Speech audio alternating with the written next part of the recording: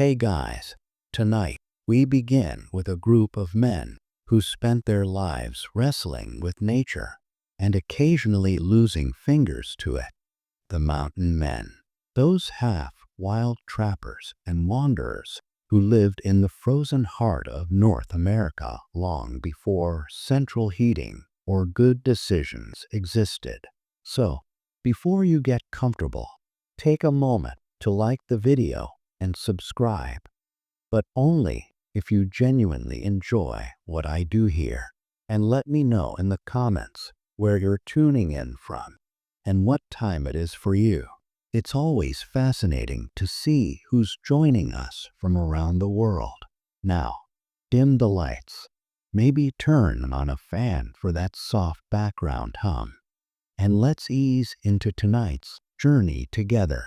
The mountain men weren't heroes. They were just the kind of people who saw the edge of the map and thought, let's see what's past that terrible idea. Most were failed farmers, restless veterans, or men who had simply run out of people willing to tolerate them. Civilization was too noisy, too structured, too judgmental, so they packed up their questionable life choices and walked directly into winter. They wandered west during the early 1800s, lured by the fur trade and the promise of riches, though riches mostly meant not starving to death while chasing beavers through waist-deep snow. The job description was simple. Spend 6 months in the mountains, get frostbite, and maybe bring back something worth selling. The average life expectancy was one bad campfire away from zero.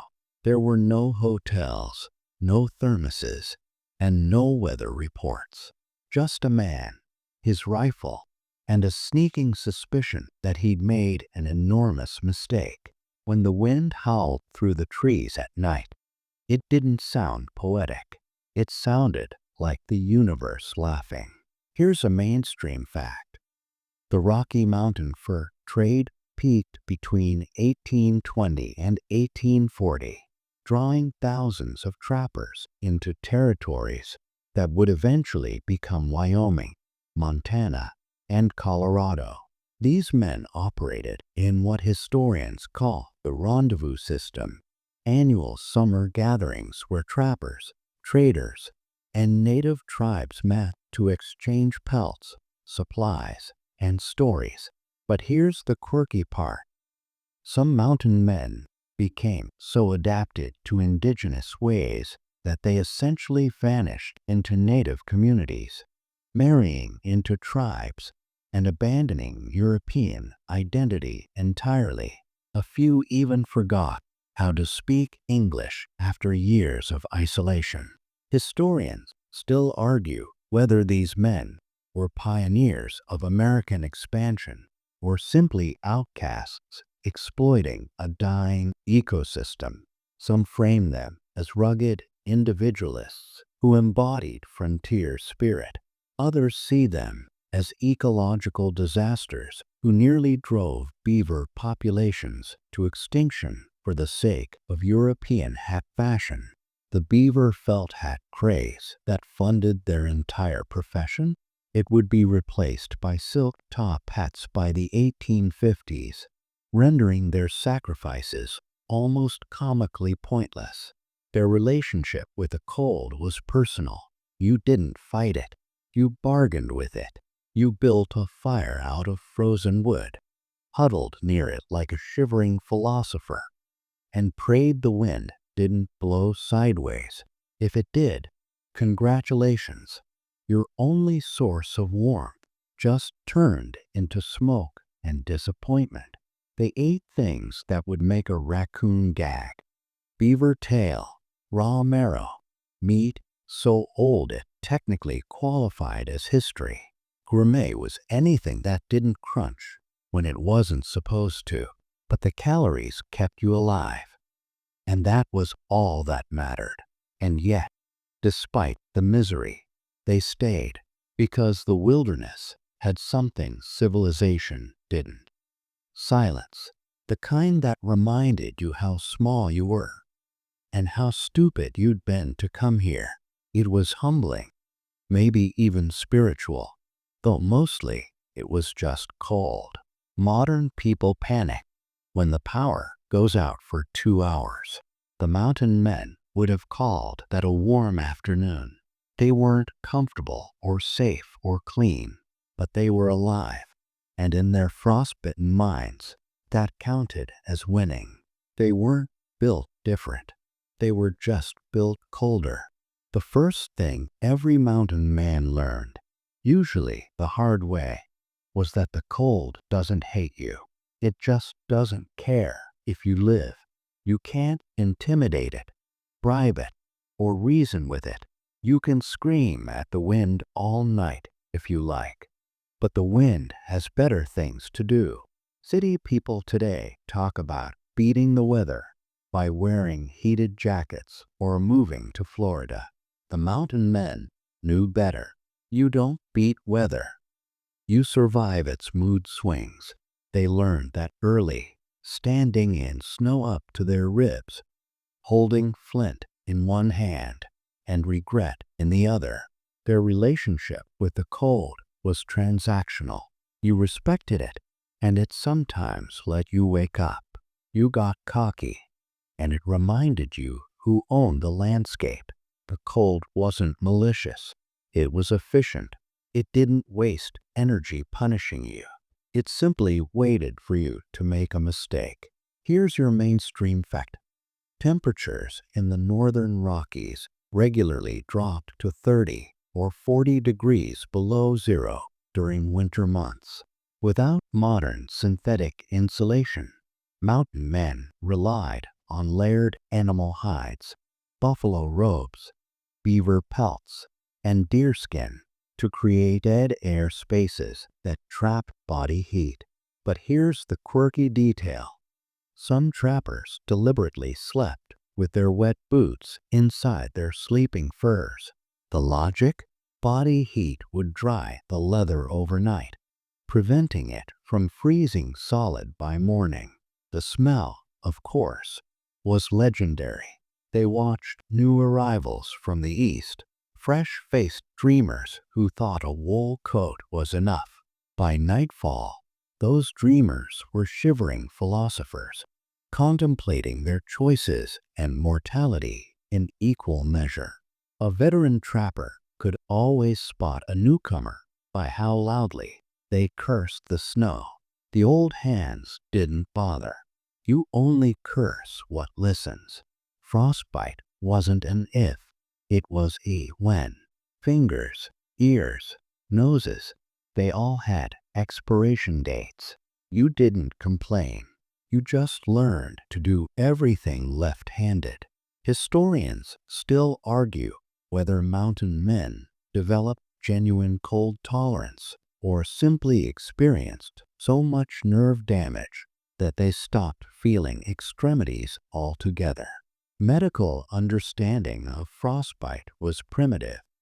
Many didn't realize that rubbing frozen skin with snow, a common practice, actually caused more tissue damage. They thought they were helping. They were wrong. The pain was temporary, but stupidity was fatal. The cold didn't forgive poor planning. When your beard froze solid and your coffee turned to slush before you could drink it, that was just morning. The thermometer wasn't invented for them. They already had a better system. If the whiskey froze, build another fire. If you froze, well, you probably wouldn't repeat the mistake.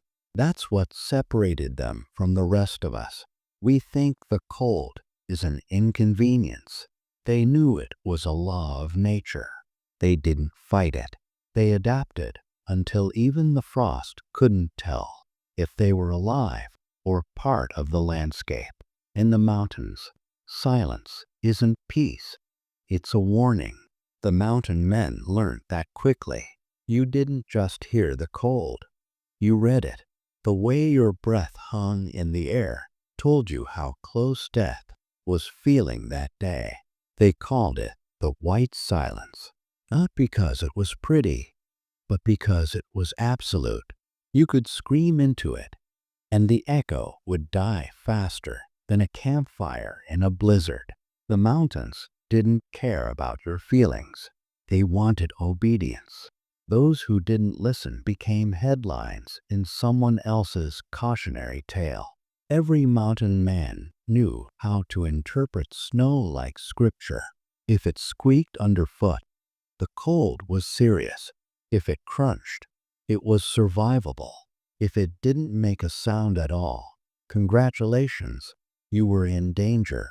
They could smell a storm before it hit, taste the air for ice, and feel pressure drops in their bones. Modern people open a weather app. The mountain men were the weather app, because the truth the mountain men lived by is still the simplest. The cold doesn't care. It just waits. For a mountain man, heat wasn't comfort. It was currency. Every spark, every ember, every half-alive flame was a paycheck from the universe saying, "Congratulations, you get to live another hour." Modern people treat warmth like a human right. Mountain men treated it like a miracle. Their version of turning up the heat involved flint, frozen fingers, and the growing suspicion that God was laughing. Making fire in a blizzard wasn't a skill. It was an argument with nature, and nature always had the better lawyers. They carried tinder like treasure, scraps of bark, dry moss, and bits of cloth that hadn't yet frozen into iron. They knew exactly how long a single log would burn, how fast snow could drown a flame, and how many curses it took before smoke turned into fire. On average, 7. Here's your mainstream fact.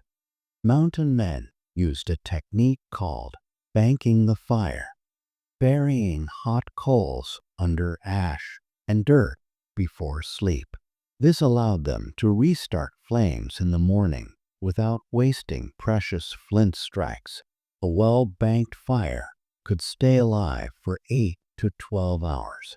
But here's the quirky part. Some trappers carried live coals in hollowed buffalo horns lined with moss, transporting fire itself across miles of wilderness like stolen magic. One misstep, one fall through ice, and your fire insurance was gone. When you finally saw that flicker of orange light through the dark, it felt holy. But fire wasn't just warmth. It was companionship. A campfire was the only voice that answered back, crackling, hissing, and throwing light into a world that wanted you gone. Sitting near it, wrapped in animal hides, you didn't think about philosophy or poetry. You thought about how long it would last and whether your boots would catch fire before your toes froze off. The fire taught you efficiency. You learned to cook everything directly on coals. Meat, snow, optimism. You stopped wasting time making coffee because it froze halfway through the pour. Some just ate it like a popsicle and called it frontier style. They knew that warmth was temporary, fragile, and always earned twice. Once with sweat and once with smoke. If you got careless, the wind took it. If you slept too close, the sparks took you. Fire demanded respect, same as the cold. But survival wasn't just about external heat. Food became fuel in the most literal sense. Mountain men didn't eat for pleasure. They ate for thermodynamics. Calories weren't nutrition. They were firewood for the body. If it burned, it worked. If it didn't, you died slightly more poetically. Dinner was whatever didn't kill you first. They boiled, roasted, or occasionally just nod on whatever moved slower than they did. Beaver tail was considered a delicacy.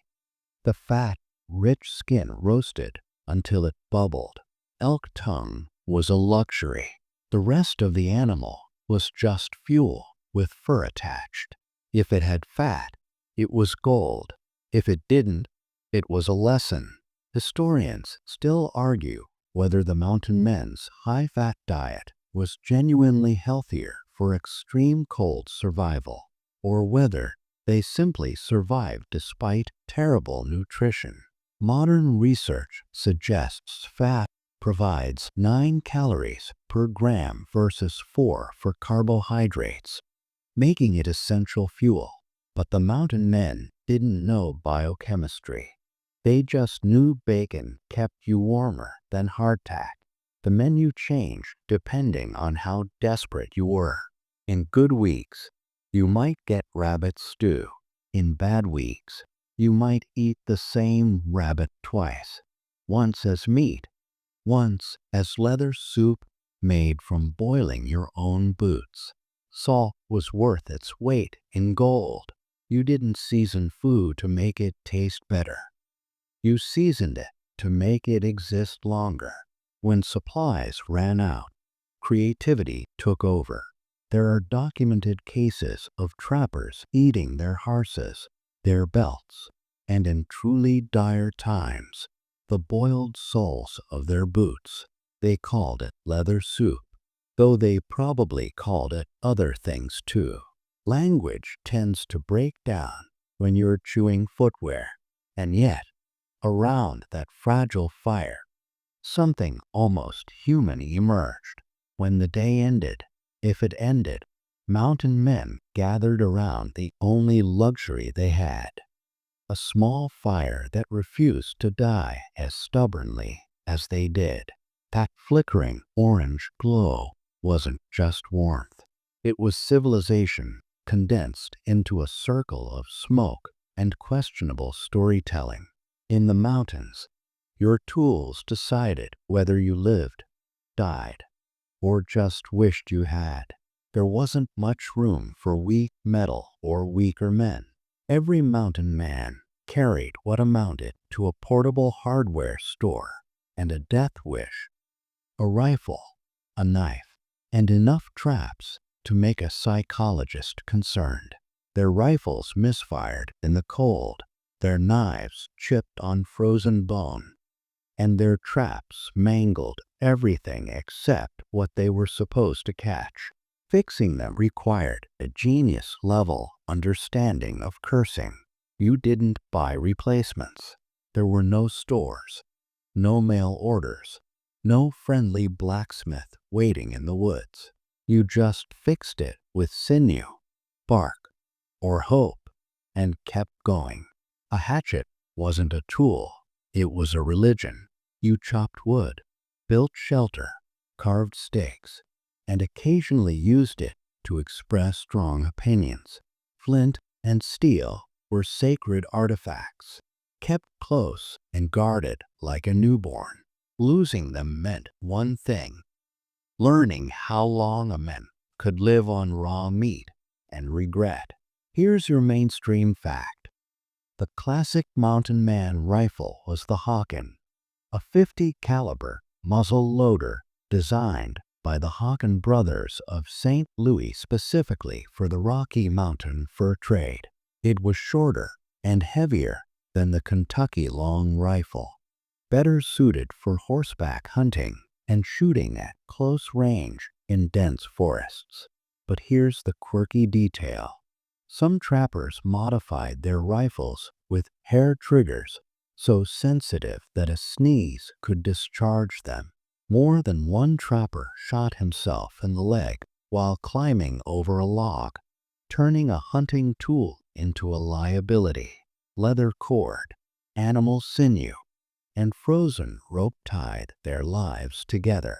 Literally, you could spot a veteran trapper by how his gear looked like it had survived a bar fight.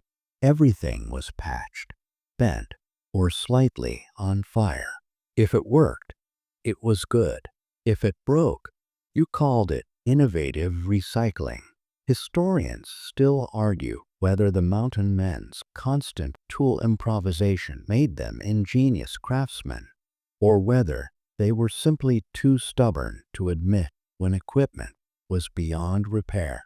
Either way, they kept moving. But the most important tool they carried wasn't in their hands. It was in their heads. Tolerance for pain, for hunger, for the general absurdity of existence. A mountain man could lose a finger, burn his hand, and still finish skinning an elk because stopping meant thinking, and thinking led to panic. Modern people panic when their phone battery dies. A mountain man's idea of battery low was running out of bullets while something with claws was jogging toward him. Their bodies became tools too, hardened through punishment until they barely resembled the men who'd left civilization. After a few winters, your skin grew tougher than the leather you wore. Nerves dulled. Pain turned into background noise. You stopped checking if you were bleeding because the answer was usually yes. Fingers became tools. Feet became hooves. You weren't a man anymore. You were a semi-domesticated mammal with a drinking problem. Cold exposure changed everything. Your metabolism, your sanity, your definition of fine.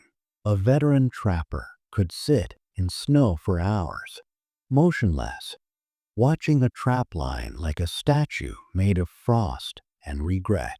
He didn't fidget. He didn't blink. He'd simply reached enlightenment through hypothermia. The weak became strong or stopped being a category altogether. Strength wasn't a trait. It was a consequence. They didn't decide to be tough. They just never got around to dying. But they weren't alone out there. For mountain men, solitude was the roommate who never left. Loud, moody, and always there when you didn't want it. For months at a time, the only heartbeat you'd hear was your own. And even that sounded tired. Your best friends were your horse, your dog, and your rifle, and not necessarily in that order. The horse carried your supplies and judged your decisions. The dog shared your fire and occasionally your dinner. The rifle kept you both from becoming someone else's dinner. Men would go entire seasons without human contact, talking to themselves until their own voices started sounding like strangers. You learned to argue with your echo and lose. Animals were the closest thing to companionship. A horse's breath in the cold was the only sign of life some nights. Dogs were priceless. Hunters, guards, heaters, and therapists rolled into one. Lose your dog, and you might as well dig two holes, one for him and one for your sanity. The wild didn't care about your loneliness, but it made you listen differently. You learned to read movement in the trees, to hear mood in the wind. Every sound became a sentence, and if you didn't learn the language, you didn't last long. By the mid-1800s, the age of the mountain men started melting away like the snow they'd lived under for decades. The fur trade collapsed. Civilization crept west, and with it came railroads, telegraphs, and too many people who thought frostbite was a myth. The wilderness was shrinking, and so were the men who'd built their lives inside it. They didn't die all at once. They faded. Some became guides for settlers, muttering warnings nobody listened to. Others opened trading posts and spent their final winters selling overpriced coffee to people who called it adventure. A few just wandered deeper into the mountains and didn't come back, which frankly was the most poetic option available. the world moved on. Warmth became easy, comfort became normal, and survival became something you did accidentally. The same mountains that once tested men now hosted vacation lodges. The people sitting by those fireplaces never realized they were staring at the ghost of a harder world, a world that demanded you earn every degree of heat. Here's your mainstream fact. By 1840, silk hats had replaced beaver felt as the fashion standard in Europe, destroying the economic foundation of the fur trade almost overnight. Thousands of trappers found themselves with unmarketable skills in a world that no longer needed them. But here's the quirky part. Some mountain men tried to pivot to other frontier professions, prospecting for gold, hunting buffalo, even acting as guides for westward emigrants. Yet many couldn't adapt to settled life. There are documented cases of former trappers simply walking back into the wilderness, preferring starvation to civilization. Historians still argue whether the mountain men were ecological villains who devastated beaver populations for profit, or whether they were simply participants in an inevitable economic system driven by European demand. Some scholars romanticize them as the last truly free Americans. Others see them as exploitative colonizers who disrupted indigenous territories and ecosystems. The truth, as usual, is probably somewhere in the uncomfortable middle. What we forgot is what they understood instinctively. The cold doesn't care. It's honest. It doesn't pretend to be anything it's not. It doesn't care who you are, what you believe, or how many layers of insulation you can afford. It just asks one question. Can you adapt? They answered that question the only way they knew how. By living long enough to become myths and dying long enough to be forgotten. The mountain men didn't have thermostats. They had survival. And somewhere between then and now, we traded one for the other. We forgot that warmth used to mean effort, that staying alive required more than remembering to pay the heating bill. They didn't fear discomfort. They negotiated with it. The cold taught them patience, humility, and how to build resilience one frozen mistake at a time. We've replaced that with electric blankets and inspirational quotes about getting out of your comfort zone, usually said by people sitting comfortably indoors. These men could predict a blizzard by smell. Most people today need a weather app to find their front porch. They didn't panic when things went wrong, because things always went wrong. You just fixed them or froze. They didn't call it resilience. They called it Tuesday. We forgot the difference between comfort and capability. We've built a world where survival depends on Wi-Fi, delivery apps, and outrage. The mountain men depended on friction, fat, and fire. They worked for every meal, every degree of warmth, every breath of air that didn't freeze inside their lungs. The cold stripped them down until all that was left was the truth. You're not in control. You never were. Nature just occasionally lets you think you are. They didn't romanticize hardship. They didn't call it the simple life. It wasn't simple. It was brutal, lonely, and indifferent. But it was real. What we forgot is that comfort doesn't build strength. It replaces it. The mountain men knew that cold was life's default setting. Everything warm, safe, or easy was temporary, a privilege. And when the fire went out and the frost came creeping back, they didn't curse the cold. They just pulled the blanket tighter and said, "Figures, that's not despair. That's wisdom."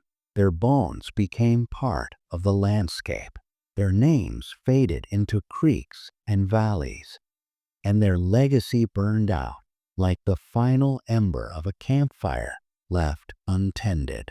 But the lessons remain, buried under every snowfall, whispered in every gust of wind that rattles a cabin door. The cold still speaks the same language. We've just stopped listening because somewhere deep in that frozen silence, the mountain men left behind a truth simple enough to survive extinction. Warmth is temporary, cold is forever. And the difference between the two, that fragile flame between life and oblivion, is still the only thing that ever made us human. And so, as the fire dims and the night grows quiet, let yourself drift into that same silence the mountain men knew so well. You're warm now, safe beneath your blankets, far from the frozen peaks and biting wind. But maybe, just maybe, you'll remember what they understood.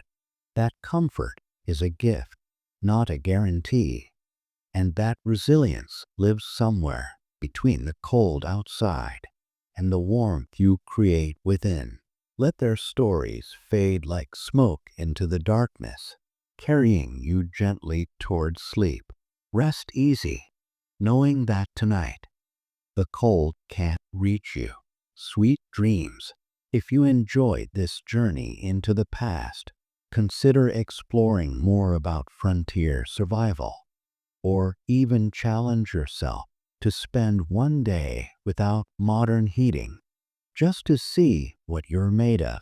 Until next time, sleep well.